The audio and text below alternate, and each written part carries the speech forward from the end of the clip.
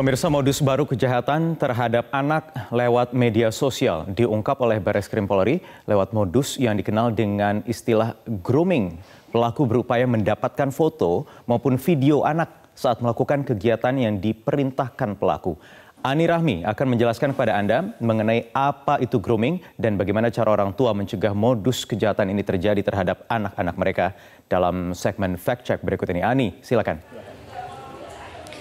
Poyo dan juga pemirsa, ada 1.300 foto dan video anak tanpa busana yang ditemukan Bareskrim Polri dari pelaku, yaitu TR. Ada 50 anak yang sudah teridentifikasi dan inilah modus kejahatan seksual baru terhadap anak, yaitu grooming. Kita lihat modus operandi yang berhasil diungkap oleh Bareskrim Polri berdasarkan laporan dari KPAI. Yang pertama adalah pelaku memalsukan akun media sosial seorang guru perempuan. Dalam kasus ini media sosialnya adalah Instagram. Nah, foto guru perempuan diambil lalu pelaku membuat akun baru dengan mengatasnamakan guru tersebut. Pelaku juga melakukan profiling terhadap sang guru dan follower Instagram dari guru tersebut, khususnya anak-anak.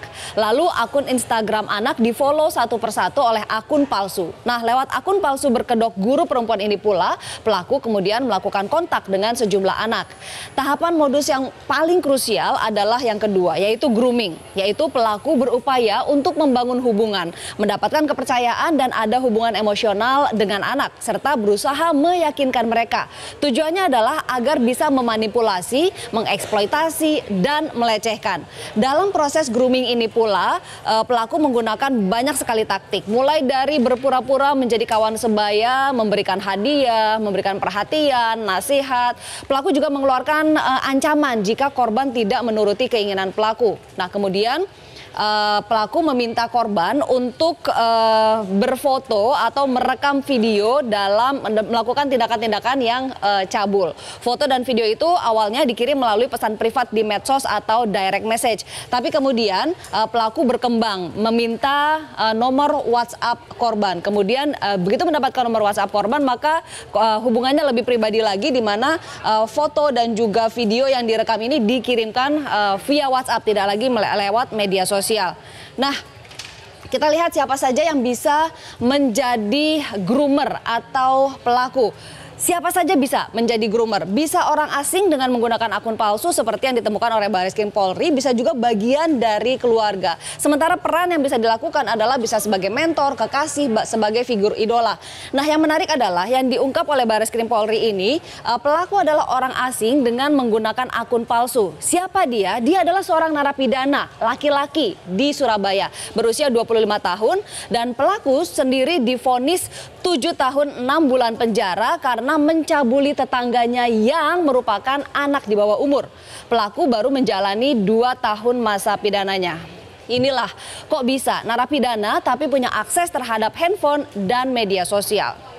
Lalu sebetulnya banyak sekali hukum yang mengancam pelaku kejahatan seksual terhadap anak. Sebut saja misalnya Undang-Undang Perlindungan Anak nomor 3 tahun 2014, ada pasal 76E yang menyebutkan larangan untuk membuat anak melakukan perbuatan cabul. Lalu pasal 82 masih undang-undang yang sama yang menjelaskan tentang ancaman pidananya. Ancaman pidananya adalah 5 tahun penjara dan denda 5 miliar rupiah. Ada juga undang-undang pornografi nomor 44 tahun 2008, di mana di sini di pasal 29 ada aturan mengenai larangan memproduksi, memperbanyak, menyebarluaskan konten cabul dan ancaman hukumannya hingga 12 tahun penjara serta denda 6 miliar rupiah. Masih ada lagi, ada Undang-Undang ITE nomor 19 tahun 2016.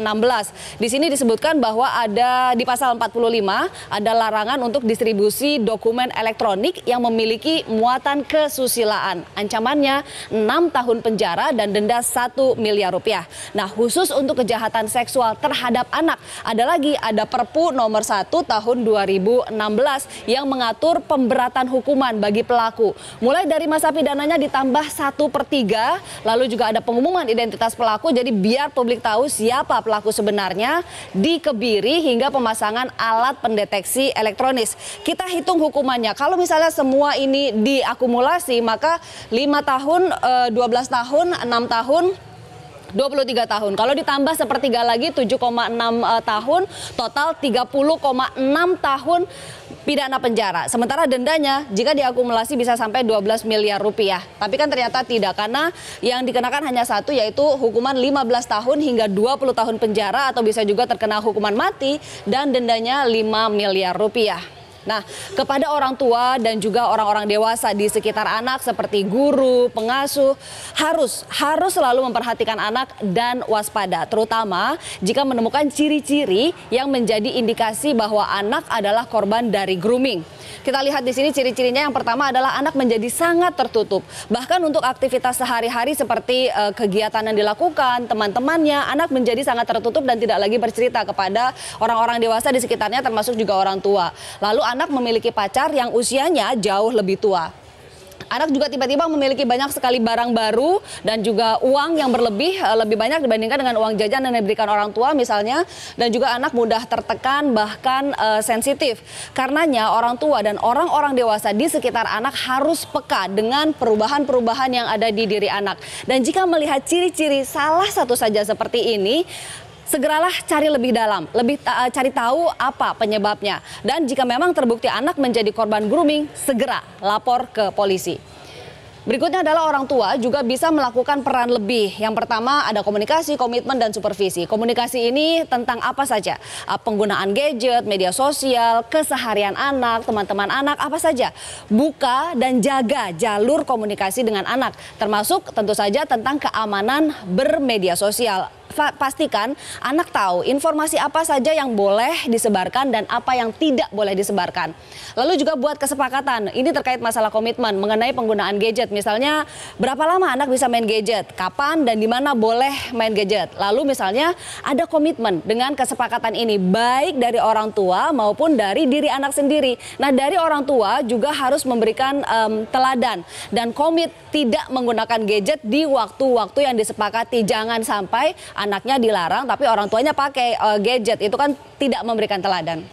Yang berikutnya adalah supervisi, artinya orang tua dan orang-orang dewasa di sekitar anak harus mengawasi aktivitas anak di dunia maya. Konten yang dilihat anak apa, game yang dimainkan anak harus tahu, media sosial yang diikuti, aktivitas dan jaringan pertemanannya juga harus dalam pengawasan. Nah, untuk penyedia platform media sosial juga sebetulnya harus punya peran dalam upaya perlindungan anak. Harus ada aturan yang mengikat dan juga komitmen yang tegas. Misalnya, anak tidak boleh bermedia sosial jika memang usianya di bawah 17 tahun dan harus ketat di situ. Juga harus memperketat sistem pengamanan terhadap duplikasi akun. Tidak bisa mengambil foto sembarangan misalnya, dan juga pengamanan terhadap konten-konten yang ada di media sosial. Dan terakhir, lagi-lagi sistem pemasyarakatan. Harus ada larangan yang tegas, jelas, dan juga betul-betul diimplementasikan terkait penggunaan handphone oleh narapidana. Harus ada yang dijewer di Surabaya atas kecolongan seperti ini. Wahyu, kembali ke Anda. Baik, terima kasih Ani Rahmi dalam segmen Fact Check tadi. Pemirsa, modus baru kejahatan terhadap anak lewat media sosial diungkap oleh Bareskrim Polri lewat modus yang dikenal dengan istilah grooming. Pelaku berupaya mendapatkan foto maupun video anak saat melakukan kegiatan yang diperintahkan pelaku. Ani Rahmi akan menjelaskan kepada Anda mengenai apa itu grooming dan bagaimana cara orang tua mencegah modus kejahatan ini terjadi terhadap anak-anak mereka dalam segmen Fact Check berikut ini. Ani, silakan. Wahyu dan juga pemirsa, ada 1.300 foto dan video anak tanpa busana yang ditemukan Bareskrim Polri dari pelaku, yaitu TR. Ada 50 anak yang sudah teridentifikasi dan inilah modus kejahatan seksual baru terhadap anak, yaitu grooming.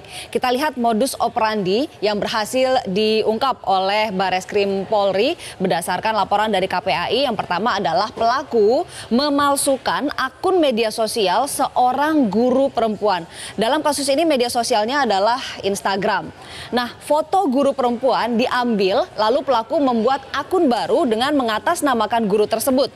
Pelaku juga melakukan profiling terhadap sang guru dan follower Instagram dari guru tersebut, khususnya anak-anak. Lalu akun Instagram anak di-follow satu persatu oleh akun palsu. Nah, lewat akun palsu berkedok guru perempuan ini pula, pelaku kemudian melakukan kontak dengan sejumlah anak. Tahapan modus yang paling krusial adalah yang kedua, yaitu grooming, yaitu pelaku berupaya untuk membangun hubungan, mendapatkan kepercayaan dan ada hubungan emosional dengan anak, serta berusaha meyakinkan mereka. Tujuannya adalah agar bisa